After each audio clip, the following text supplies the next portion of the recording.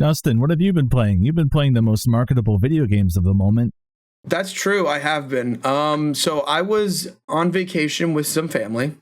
Okay, that's not a marketable video game, but please continue. Listen, I'm setting this up. I'm setting it up. Don't I'll stop just put a me photo here, of Chris. your family in the thumbnail and be like, this is what we've been playing. Justin's family. No, so when I was out on vacation, I was just looking through Twitter and I just kept seeing posts for a game called Dispatch.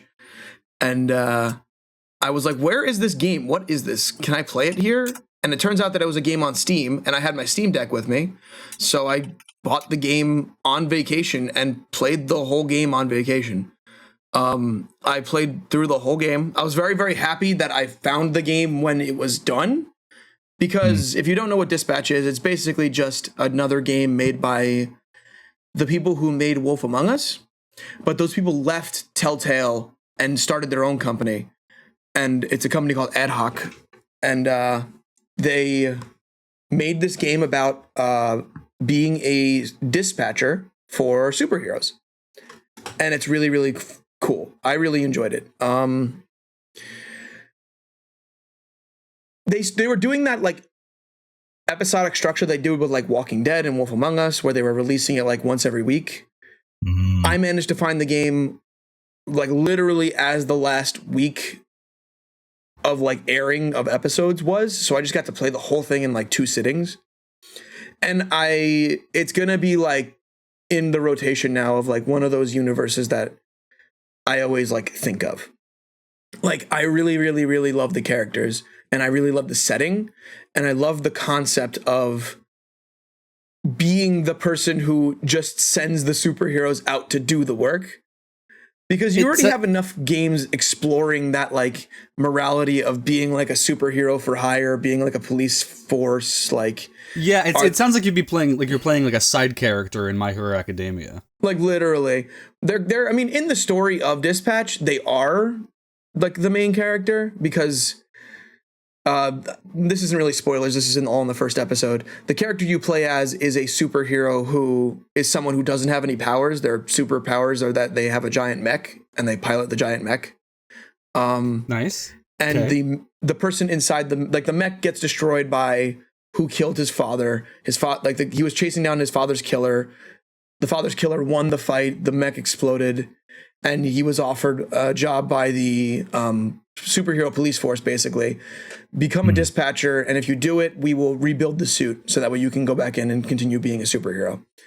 And that the story kind of just branches off from there, and then you have like really, really interesting points of the story where like you're a dispatcher for a group of supervillains that are being rehabilitated through a program within the police force. So you're like a dispatcher for them. So you're trying to be like a mentor to these supervillains that, for all intents and purposes, when you meet them, like aren't really jazzed about the idea of being a superhero. And so you kind of like work them through it. Like people in the police force are like, they're not going to do anything that's going to be beneficial for us. We should just kind of cut them loose and put them in jail.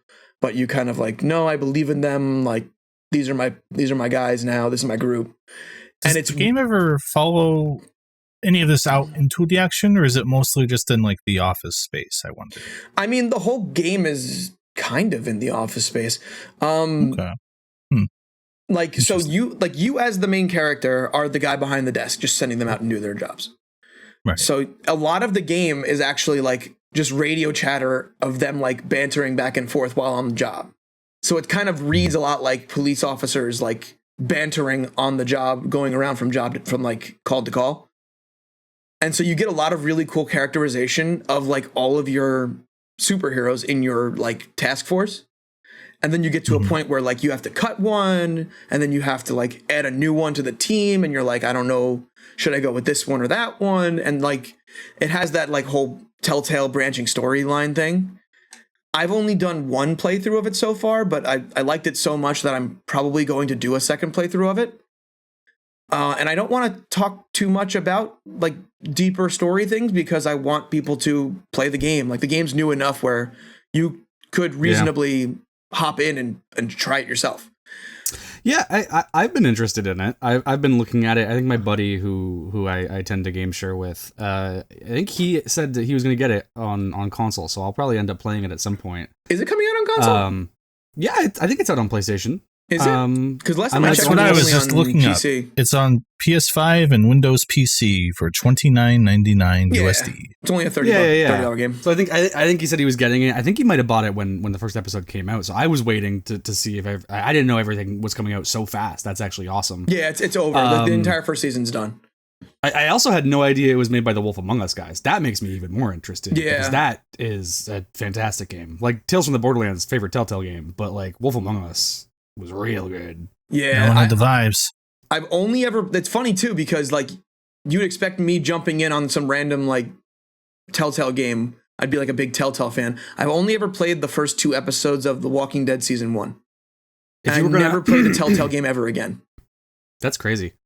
If you were gonna say, how long would you say it was? I finished it in 8.5 hours. Okay, not bad. So it didn't like encompass your trip. You didn't like waste your vacation playing the game. No, it was literally like we hung out all day. We did like the vacation thing, and then at night I would turn the game on, and then I played it until like 2-3 in the morning, and then went to sleep and woke back up the next morning. Like, nice. It was just like one of those things where I got to a point with the game too where I was like, I need to see what the next episode like has. Like, I need to see what's going on next. Like, the characters are so likable. The entire cast is so likable.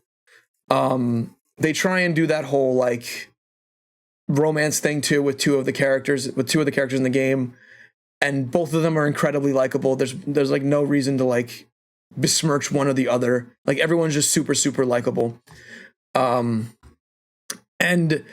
I'm the weirdo that actually really, really enjoyed the sending them out on dispatches gameplay, because it's a Telltale game and has no gameplay. It has clicking boxes, but like the closest thing to gameplay in the game would be they put you on like a map, and then you get calls, and then the calls are all different, but you have to pick the right superheroes for the job.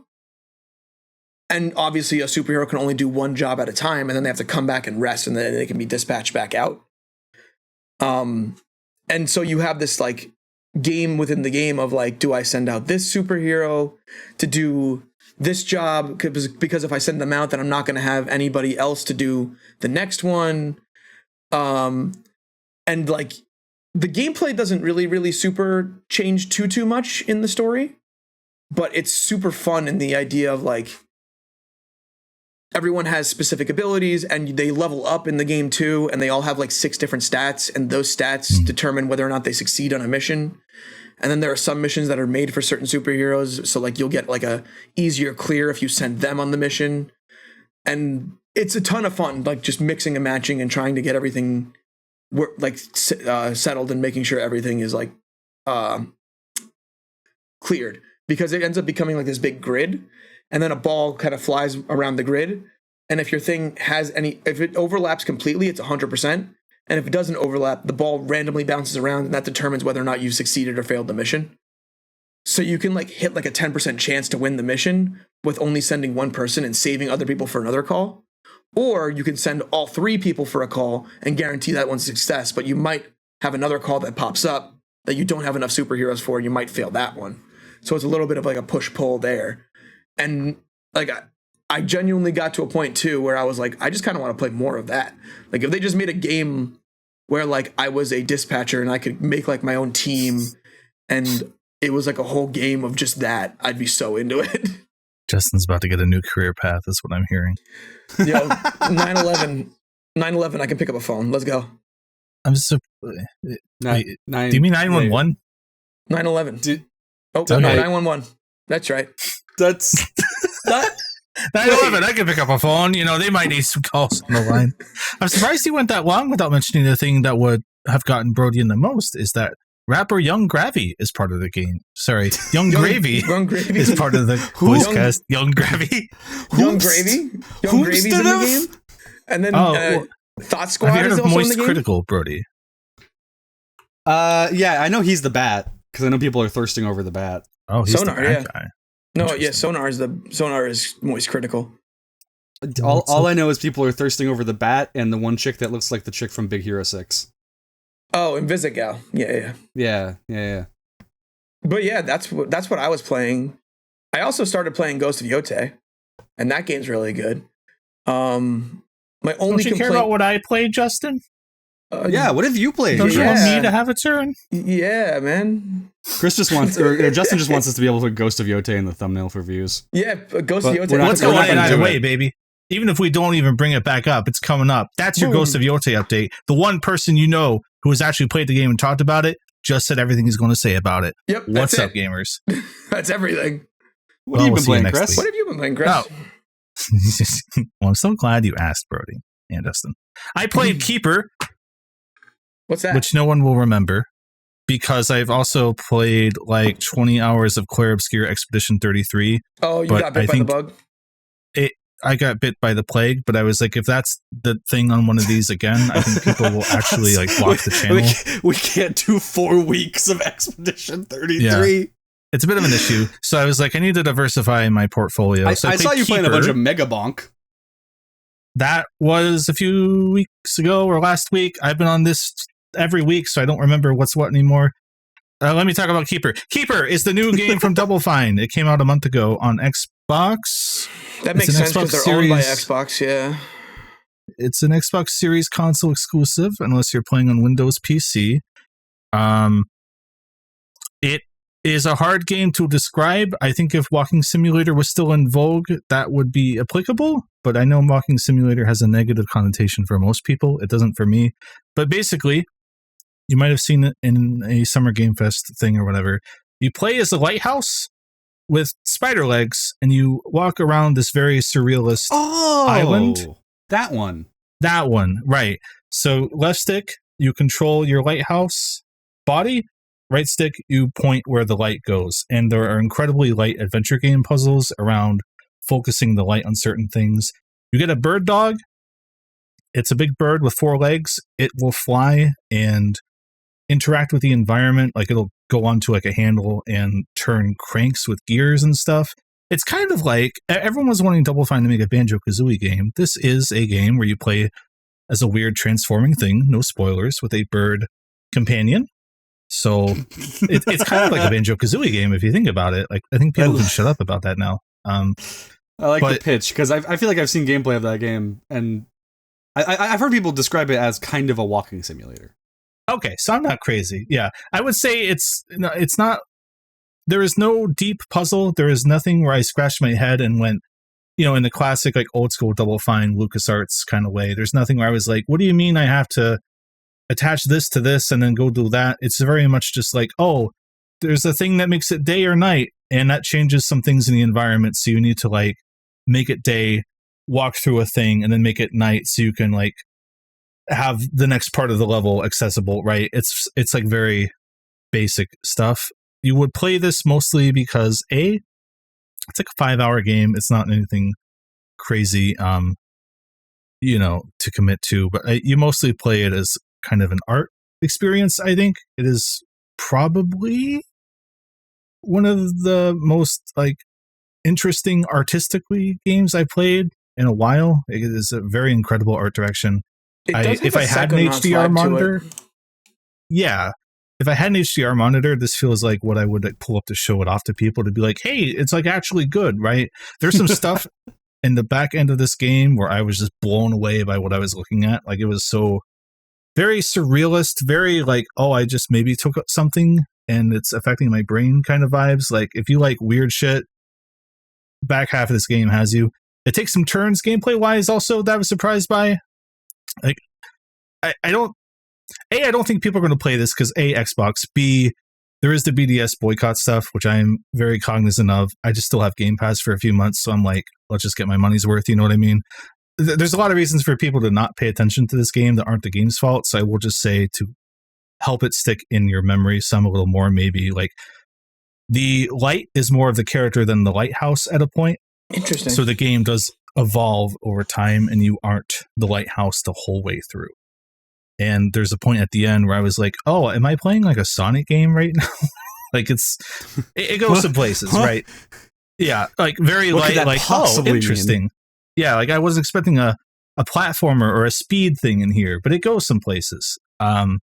It's like if your favorite artsy fartsy silent animated movie from the 2000s was a video game, I think is the elevator pitch. Like a Disney short before a movie. Like a Disney short. I'm thinking, like that movie 9, like if that didn't have dialogue, I never watched it, but something like that in that kind of ballpark where it's like, oh, this is a thing Tumblr and Hot Topic likes, but in a very positive way. You know what I mean? It's very... Yeah, Has Been Hotel. Yeah, I get you. Has Been Hotel, Hell of a Boss, Habbo Hotel. Habbo Hotel. Yo, Habbo Hotel? Yeah. Great game. Haven't played it. Didn't play it this week, so don't put it in the thumbnail. Put Habbo Hotel in the thumbnail. Don't put it in the thumbnail. I watched the YouTube video on it. But yeah, it's the... Grim Fandango Remastered is technically Double Fine now. I played that, but it's the only real Double Fine game I played. I'm sure some of this is carryover from Psychonauts 2, at least visually, so it's maybe a little less... Yeah, Psychonauts 2 was very impressive visually, and especially the psychedelic level. Yeah, that one was really good. There's some stuff where you're like, oh, they've always had a good aesthetic head on their shoulder, like Brutal Legend, right? The whole open world looking like a heavy metal album art cover. Like, they've always had some good ideas when it comes to visuals. Man, Brutal Legend, what a game! That game was so weird. That game's a banger. Because that game's a banger for everything but the actual gameplay. Yeah, literally. Because the game is very split up into two weird things, and there's the open world segments, and then there's the actual game, and then there's also the RTS. With I was like, why'd you put an RTS in this game? Oh, two equally important things. I get it. Yeah. But yeah, Keeper. I had my eye on Keeper for a while. It's the kind of thing where if I had the opportunity to play it, I probably would. I don't know that I would I don't know that I would actively seek it out, only because it's money. But yeah. Yeah. You kind of got to drop, I don't even know how much it is, probably 30 also, right? You kind of got to drop that if you're going to buy it, knowing you're kind of in for just a sit down, an evening with it, Probably nothing you'd ever go back to again, unless you're just like, oh, I want to see something pretty again. But I can see it sticking with me. It was emotionally stirring by the end in a weird way. I think I'll think back on it every now and then, but not a knock every other game out game of the year, but a pretty high up there experience, Mm-hmm. Yeah, I'm looking it up right now. It is $30. It does kind of scream to me like you paid $15 on Game Pass and you got this game, so go and check it out kind of thing. Yeah. Keeper, $20 game. I'm in so much pain. No, it's no Deathloop. All right, Justin. Ghost of Yotei. You're the first person I've heard beyond day one reviews to mention this game. Picked it up because I finished up Pokemon Legends ZA. I finished up the Pokedex in that game, and then I left the Shiny Charm for after the DLC because I figured there'd be more battles, so I don't have to just sit there and do 500 battles. Smart. So I picked up Ghost of Yotei. Everything that Ghost of Tsushima does, Ghost of Yotei does it just as well. Mm-hmm. They changed the gameplay. Instead of, if you've played Ghost of Tsushima, then you know that the main way that the combat works in that game is that you have 4 different stances that you hold your sword, and that's the whole gameplay. Mm-hmm. Ghost of Yotei changes that very minusculely by, instead of it being different ways you hold your sword, you just swap into different weapons. So you have a spear, and you have a two-handed long katana, and you have 2 katanas that you can wield with both hands, and you mix and match the styles for each different weapon type that the opponents have, and you kind of have that rock paper scissors gameplay that Ghost of Tsushima has from their styles, their stances mechanic. Mm-hmm. They changed out the fox because Jin Sakai's main animal was the fox. Atsu's a wolf, and then you can actually call upon the wolf, and it will come and help you in battles and stuff like that. What else really changed? Past those few things, Atsu plays the shamisen. You can play the shamisen, which is a guitar-looking thing.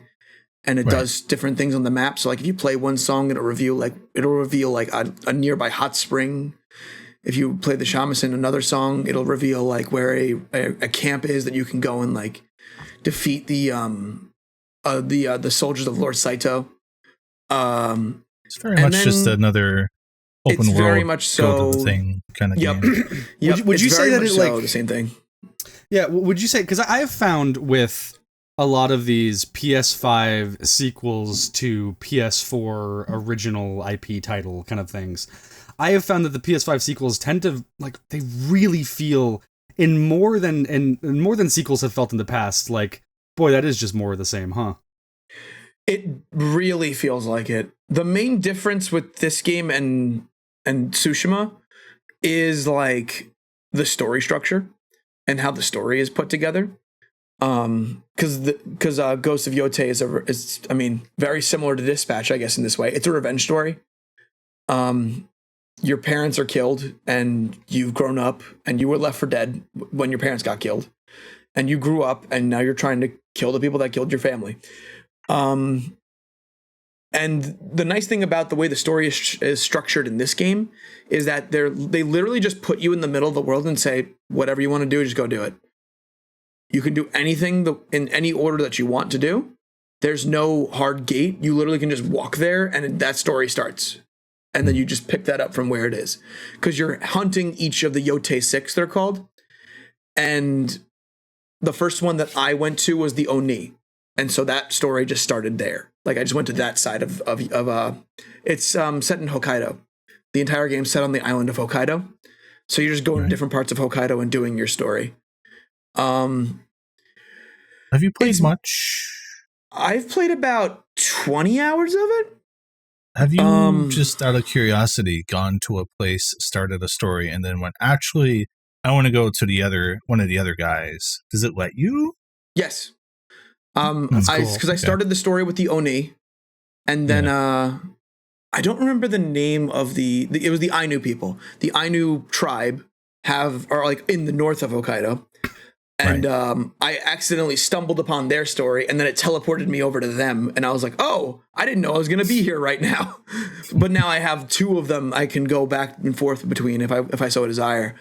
But because the way the game is structured too, I felt weird going to the next part of the story because it is kind of set up like levels.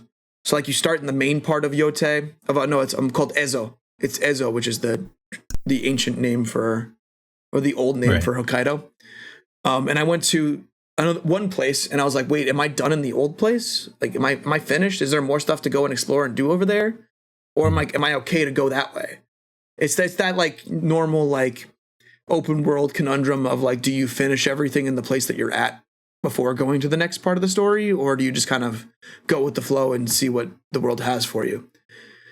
And I would argue that this game kind of just, again, really does whatever you want to do. Because, like, I did a lot of the stuff in the first part of the game, and now I would argue that I'm probably over-leveled for the next part that I'm in. That's always a... With an open-world game that lets you go places with, like, RPG leveling. And it's strange, because I feel like Skyrim had that on lock in 2011, where everything just kind of levels with you. Yeah. But because of the way that it works is, like, it's not levels, it's, like, upgrade parts to make yourself stronger.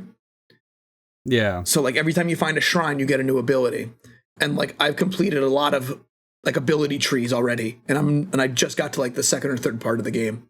Just because I spent so much time finding because they have like bounties to find, they have like gambling, they have shrines, they have like world quests, they have hot springs. You can still find the fox outcoves where you follow the fox around and it shows you like another place where you can get a charm because the charm system's still back.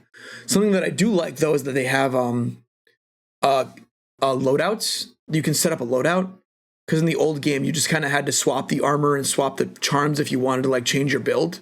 But in this one you have like multiple like setups. So now if it's like, oh, I want to put on the armor that's specifically good for archery. You can just have that on a loadout, a preset loadout, and just click a button and it's there. Boom. And then everything that is good about Ghost of Tsushima is still there. Like it's stunning. It's absolutely gorgeous. The music's amazing. The voice direction is really, really good. The world is still absolutely gorgeous. It's still like sparsely populated. So every time you're running through an area on your horse, you just see something on the side of the road and you're like, oh, I want to go check that out. That looks really cool. And my main is the story gripping you, Justin? I'll just say it. I'll ask. So far, yeah. There's some cool twists and turns that I've seen so far. It's interesting not having that descent that Jin Sakai had in his story, where like he went from a proud and noble samurai wanting to do everything by the samurai's code to becoming the ghost. In this game, you're already there. So your character's already like, I'm going to kill everyone that killed my family, and I will probably die in the process. Yeah. So she's kind of curious. We love a good Kill Bill type story. Very much so. It's just kind of like I've made peace with the fact that my whole family's dead. I'm the only one left. I don't really want to be here anymore. I'm just trying to avenge them. Yeah. Because I've been wondering, because with the story structure of this, Atsu can't really change without a whole shit ton of extra work to make sure all the different stories could interlock and progress somehow independently, right? So it really puts a lot of pressure on the villains and I presume side characters to step up. So I haven't met too many side characters yet, honestly. I've seen it go very wrong. Like this kind of structure. Far Cry 5 was not a very good version of what this game is trying to do.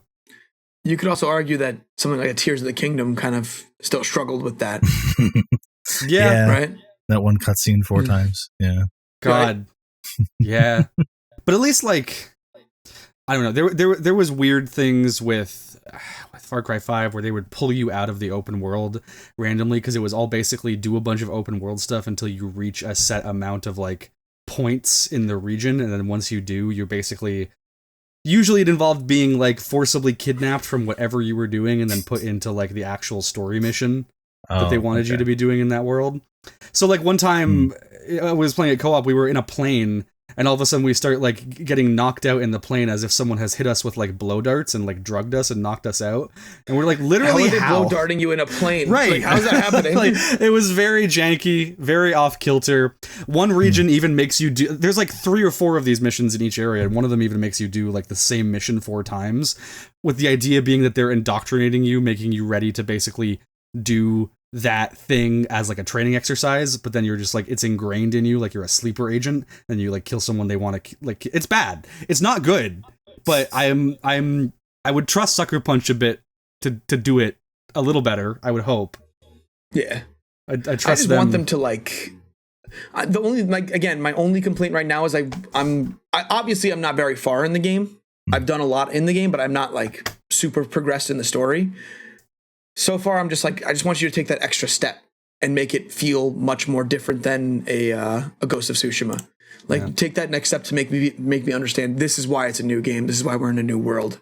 And it's not just we're doing it again. Your second point of order being like, oh, she plays a shamisen instead. I'm like, must be pretty similar. Yeah. My biggest issue with all of the PS5 sequels to PS4 games is it's just like, Where's the more? Where's the difference? Where's the upgrade? Where's the evolution? They feel like, and listen, there's nothing wrong with an asset reuse sequel type beat, right? I like a Majora's Mask, I like a Borderlands pre-sequel, but why are these that, right? These are full sequel, like, I don't know, give me something new. Yeah. I mean, I again, with something like a Ghost of Tsushima, Ghost of Yotei, I love them because of like the setting. And if you change the setting a bunch, I feel like it wouldn't hit the same way. Like if it was like if it wasn't in like feudal Japan and it didn't have this vibe of like shoguns warring and you're kind of in the crossfire of it and you're doing your own thing in this like lawlessness of like the land, like it wouldn't be the same. Maybe I could eat crow and maybe they could do it differently and I would be just as impressed, if not more. But like, I come to these games for a very specific vibe, and they both hit it very, very well. Like maybe if you were like an archer taking down like giant robot dinosaurs or something, that'd be cool. I don't think anyone's ever done that game, and if they have, that game has been planted by the industry. And then maybe they make like a Lego version of it. That'd be weird. Horizon really is the avatar, the James Cameron avatar of video games, because it's constantly people being like, who even plays this? And you look at the numbers, it's like everyone normal plays it. You just don't know anyone normal. And they're like, yeah, I guess so, huh? Yeah. I guess I don't know anyone normal anymore. Genuinely, that's how I feel every time that Horizon is brought up. I'm like, who's playing these games? What do you mean they sold 40 million copies? Like, what do you mean? I platinumed the first one, and I played I've played probably a cumulative 8 hours of the second one, and gone I just can't get into this, and I don't know why. I've tried multiple times, and I think I don't know if it's because it feels like more of the same, or if it's just because it's too big. I don't know. It's exactly the same way. I played the first one on PS4, and then I got the PS5 upgrade, and then I also got it on Steam, so I could play it on my Steam Deck and be like, maybe if I just have it somewhere else and I can play it on the go, maybe this could be like a Breath of the Wild for me. And I can't do it. And I like the designs of the robots. The robots look cool, but I want to because I love the first game. I think the first game's fantastic. It's crazy that they just did a Kojima plot, but in that kind of game. What gets me is that the second one seems pretty objectively better, yet I got way more into the first one. I'm just looking at the second one why don't I like you more, though? Every time I reinstall it, I'm like, this game's really impressive. Everything's cool, right? And I don't know, I just give it an hour or two, and I'm like, okay. I had the same thing with Spider-Man 2, and I'm a slut for Venom, and I still couldn't get into that game as much as I got into Spider-Man PS4. Do you think it's because you know what you're doing? It's not new. I mean, maybe. I also felt like they kind of they dumbed down Spider-Man 2 quite a bit in terms of they made everything a little more the caveman brain. The gadgets got dumbed down, but I would argue the abilities got a lot more fleshed out, which is the stealth got better. So I enjoyed doing the stealth a lot more in that game because it actually mattered to do it. Yeah, because I was going to say, I think that of the PS5 sequels, I think Spider-Man 2 is my favorite. Yeah, I haven't played God of War 2, but I also Ragnarok, but I also didn't finish God of War 1 because that just kind of wasn't my kind of game. Me either. But it certainly looked like, by what everyone said, that was the same kind of case of this is more of the thing that we got. But you can be the boy this time. I don't want that. Be in that the first game. I don't remember. I don't want to be the boy. You don't want to be boy? No. Boy of dad? I barely want to be Kratos. This is why the best game on PlayStation is, of course, not a sequel. It's Housemarque's Returnal. Oh, the game you've been playing, Brody? PlayStation 5. Is that what game you've been playing recently, Brody? No. Okay. I was actually, I'm glad that Justin brought up Ghost of Yotei and started talking about that, because I'm like, man, between Dispatch as a Telltale game and Keeper as a walking simulator, when we make it around to me, there's not going to be a whole lot of gameplay happening in this what we've been playing this week episode. No, I have been completely in the shorts mind, so I have not had time to actually interact with an interactable thing like a video game. For reference, Brody has been editing shorts for Crub. For anyone normal listening in, is what the hell is a shorts mind? yeah, and it's been fun actually. We it turns out we're actually really, really funny in really random short bursts and never any time else. But no, I've been watching different things while I rewatched Gurren Lagann a few weeks ago, but I don't think that would apply for the time. It's an 8 out of 10. I heard. Justin would say Gurren Lagann's an 8 out of 10. It is, of course, a 10 out of 10, and he is dead wrong. You can see more of that in our My Anime List episode. Yeah. But no, lately I've been watching my new rewatch while I've been working on stuff has been Dr. Stone, which I'm not. I was never completely caught up on. I don't even think it's actually. I think maybe there's one final season still coming out. But I watched the first 2 or 3 seasons of that. Is way back when. Done? I think the manga is done. I don't think the anime is yet. And it's such an interesting show because it really is like you're watching someone play a game of Sid Meier's Civilization, 5 or 6 or whatever. Because the main character. Basically, it's a show where it's what if the magic system in an anime was actually just real world science and tech and chemistry and all the different fields of science. So the main character is just a super science nerd who the premise of the show is everyone gets turned to stone randomly one day in the modern day, and then 3,700 years later, the science nerd breaks out of the stone because of like random coincidence, but the entire time he was like counting the seconds so that he knew how much time would pass, so that he knew like what season he was in if he ever like got out, and what he would have to do to like basically survive and stuff like that. Eventually he finds a way to like break other people out, and the third person he breaks out is like this big berserker type guy who he needs to break out to like save him from like a lion or whatever, or like a bear or something. But he ends up being like, he has like this ideological thing of like, oh, the old world kind of sucked because all of the old greedy people hoarded all the money and resources. So I'm going to go around breaking a bunch of the statues that are like the old people, and I'll make a new world for like the strong young people. And like, he's kind of like he's got like a neat motivation of like, he like, he's like, oh yeah, he's nice to kids and all of these things, and he has a very understandable motivation. But the science guy is like, no, we did so much cool stuff with science, I want to restore the old world so that we can keep doing cool stuff with science. And he's like, no, if you do that, we're just gonna have war and genocide and all of this stuff again. So he's like basically he's like, I think in another life you and I could have been really good friends. I am gonna have to kill you. And so like basically the first three really could have worked out if you weren't the way you were and I wasn't the way I was. Maybe it could have worked. There is a lot of gay baiting between these two characters, understandably so. Gay bait. You know, yeah. But he's basically like, he knows, the main character knows he is not strong. He knows that he has to outthink people, outsmart people, and come up with these like different gambits in order to do stuff. So the first 3 episodes, the writing is like incredible. It does pretty much immediately after that become kind of shonen character vomit of like, here are all these different characters now, because he's playing Civ and he's doing a science Civ. So the first thing he does is basically take over an encampment of barbarians, shows them like science, because he finds a village of like actual people. So they're like, oh my god, how are there still people on the world when everyone got turned to stone? And there's all of these overarching mysteries that make it actually really rewarding to watch and stick with, because every time it goes into the answers of some of these mysteries, like the writing picks up again and gets into like that, how good it was. It will randomly be as good as it was in the first 3 episodes. Like, just every couple episodes they'll have one where it's like, oh, here's an answer to this mystery, and here's like these people that like did some cool stuff in this incredible gambit over 3,700 years to like make this thing happen. But then he'll be like, we need to make a cell phone, and then it's a whole episode of them harvesting like material, and it shows like all of the processes of like making the materials and stuff. It's actually like, genuinely, it probably is like propaganda to get kids to learn science. I think it would probably be very good for that, because it is interesting. You're like, oh cool, that's like, these are some neat things that are actual things in the real world and actual processes that we use to like make stuff and do stuff. That's really awesome. So it's 81 episodes so far. Yeah, that sounds about right. I don't think I've seen all of the ones that are available. It's propaganda for children to want to make cell phones. Yeah, and also then he gets cancer, and then he starts making meth. And so it'd be pretty easy to make a cure for this if our nation's youth put their minds to it.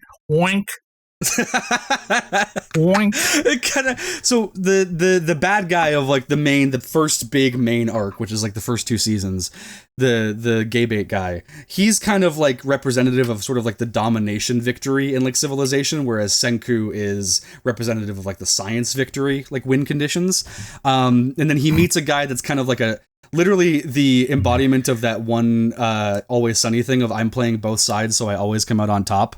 But he's like a mentalist, and I kind of consider him like the diplomatic victory win con character, and he's fun because he's constantly trying to like, there's so much lying that goes on between characters in terms of like, we need to be able to information warfare. We need to lie to the enemy in order to get them to believe certain things. We know that we can't do this if we were, completely 100% honest. So we have to like it's rewarding because it's not just a shonen in the sense of like, oh, watch fights. It's like, watch cool plans come together and like weird gambits, and watch them fall apart, and then how they have to like use science to like get their way out. There's another character who he's introduced as a sorcerer to the barbarian village, but he's like basically using science, but he's like, it's a primitive tribe, so they don't understand it. He kind of becomes like the Tails analog to Senku's like Sonic, where he's like he's like the little buddy guy, but he's learning how to like use science better. When he gets like cool moments, it's kind of even more rewarding than when Senku does, because you're like, oh, rooting for the underdog kind of thing.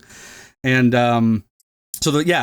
first arc is doing that domination guy, and then it goes on to there's a guy kind of doing like a religion victory win con, where he basically has like a cult that is all like, he rules it through this belief system that they have to break down. In the more recent season, which I haven't finished yet. All right, Brody, you're just telling me the plot of the show now. No, I just the funniest bit. This is the funniest bit of why it's Civ, is that because every shonen has to have an I'm you but stronger guy, and the I'm you but stronger guy here is another guy going for a science victory, but like instead of going for like Senku's science victory of like, oh, let's go to space and do awesome things, this guy is like, let's make the space nukes and stuff like that. Which is nuke space?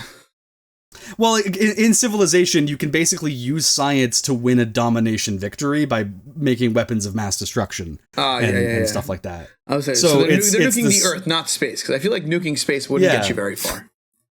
Yeah, there's another guy who kind of like is greed, embodiment of capitalism and stuff. It's really cool if you're like a Civ nerd. It's like turbo. It is turbo nerd shit. It is. I call it peak slop. It is peak slop. That's not a word. I refuse to believe that's a word. Yeah, Chris? That all sounds interesting, but what's anime?